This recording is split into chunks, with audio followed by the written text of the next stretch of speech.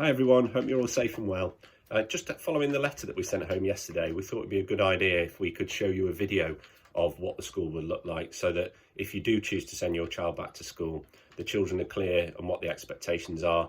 You can see what the classrooms will look like, because obviously you won't be allowed in them. So we've put them together, hopefully in order of where the children will be coming in when they do come in, and also the year groups and the entrances that we're going to use and the expectations for that.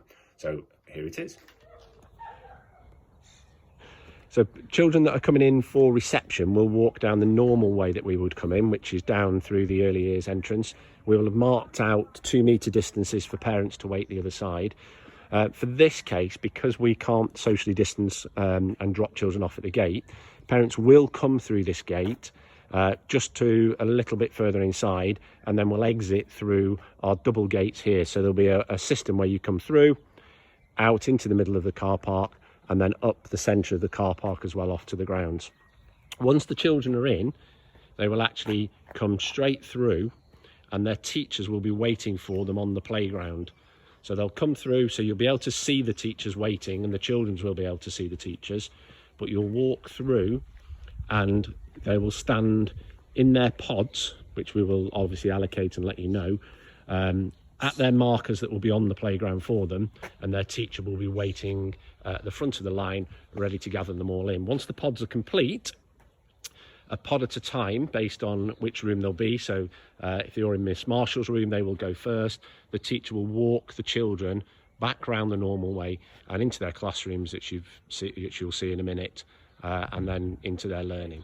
So as you come into your normal reception area, the children are going to have a cordoned off area for where they will be allowed out to come out to play, but the classrooms are going to be very different. Each classroom in here is going to have one of the pods in.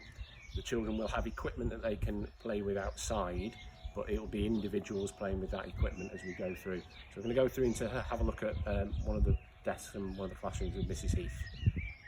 So this will be Mrs. Heath's area. As you can see, we will be cordoning off each of the exits into the classrooms. And as we go into the classrooms, they are very, very different to what we believe they should be. So this will be Mrs. Heath's classroom.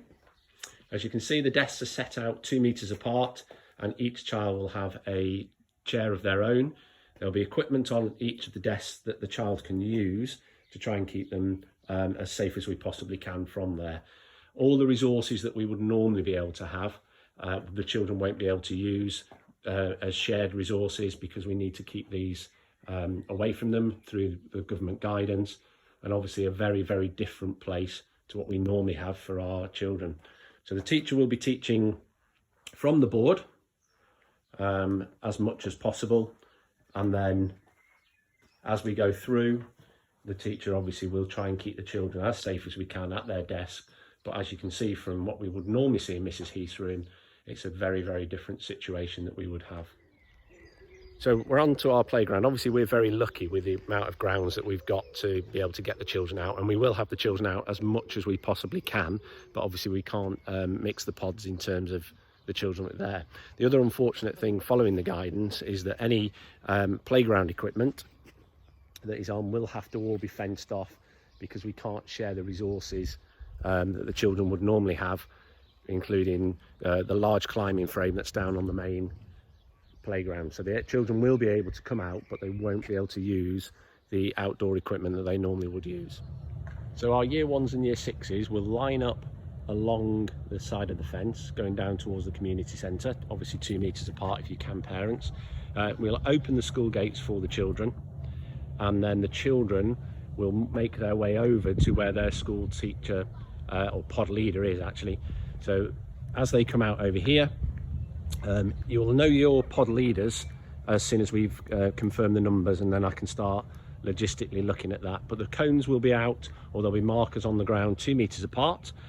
Your class or pod leader will be at the end of the line, and the children will come, stand by their pod leaders. Hello, Mr. Darlington. 2 metres apart in the lines, and as soon as the pods are then complete, the children will make their way back to their classrooms. The unfortunate thing is that all the play equipment that the children would normally have, so our trim trail and the outside equipment none of the children will be able to use that, as that's classed as shared equipment. Likewise, outside the year 1 classrooms, as much as possible, those children, if they can use them individually, will be encouraged to do so. If they can't use them individually, obviously we will have to then not allow them to have it. And that does include, unfortunately, we were hoping that at half term just gone, or Easter just gone should I say, we were hoping to surprise the children. Our wonderful PTFA donated some money to me for outdoor provision, so we'd actually have fitted a brilliant climbing wall and a new climbing frame and slide for the year 1 children, lovely benches. This unfortunately as well has to be cordoned off because it can't be used as shared equipment. Okay, so the children have come in with their pod leader, so we're going into what would be normally Mrs Davies Jones's classroom. Children, as we said, will walk in with their pod leaders into their classrooms. They won't put the coats on the pegs like normal. Coats will have to go on the back of the children's chairs in the classroom, and water bottles obviously and plastic containers for lunch boxes will need to be put on the floor as well. So if the children come in, they'll have an allocated classroom. This is one of our biggest classrooms and our easiest classrooms in terms of the shape, but as you will see, even in this classroom, to follow the guidelines, we can only fit 9 desks. So we're now making our way into Mrs Davies Jones's classroom. For all those that have been in this year in particular with all our new curriculum, you'll notice that unfortunately, to follow the government guidelines, all our shared area or our equipment that we would normally share, all our soft furnishings have had to be cordoned off.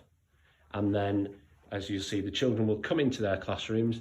Classroom looks incredibly different to how it would normally look, but there was 9 desks in here, allowing the teacher obviously to move around at the front within the 2 meters as well. And of those 9 desks, the children will have their equipment that they need to use and obviously their own chair, and as we said, would put their coat on the back of the chair and then their lunch boxes if that's what you wanted to bring with those. So unfortunately, the reading corner, the shared areas, the shared resources and all that work that we've done on continuous provision has had to be removed from the classroom. So the teachers will then be teaching from the front. So we've got our whiteboards that we would use up there, and the children will be staying in their places as much as we possibly can to get those done. All the doors will be kept open. So the through doors that we have on both classrooms will be left open so that we can get the draft through. All the windows will be left open.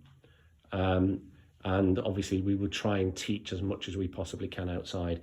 But I'm sure you'll agree that this is a very, very different place to what we are normally used to and what we believe in as well. But this is the guidelines, the reality of the guidelines that we have. Your child's a key worker, so that'll be anybody in years 2, 3, 4 or 5. We're going to use the main entrance to come in. So we're going to ask the parents to line up by the arrow this way and moving down 2 meters apart down there, and obviously using our path.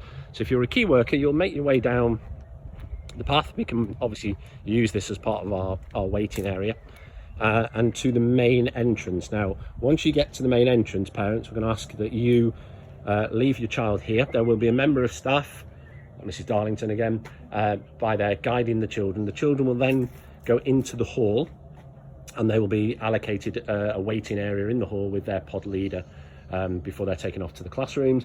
And then parents are going to have a one-way system. Obviously Mr Shenton is working very hard to try and get this done before we come back, and we'll ask you to make your way down the side of the building and then out through the car park and back out that way. Hi, so hopefully that's given you a good insight into what school's going to look like, what the expectations are in terms of the children coming into school and moving around school. Obviously we've had strict guidance from the government and I've applied that as best we can within our own facilities that we have at school. Our classrooms are very small. They're not ideally set up to be able to distance children, but obviously we have to do what we can with the facilities we've got. Okay, we hopefully see everybody soon. Take care from all of us at Barnfields.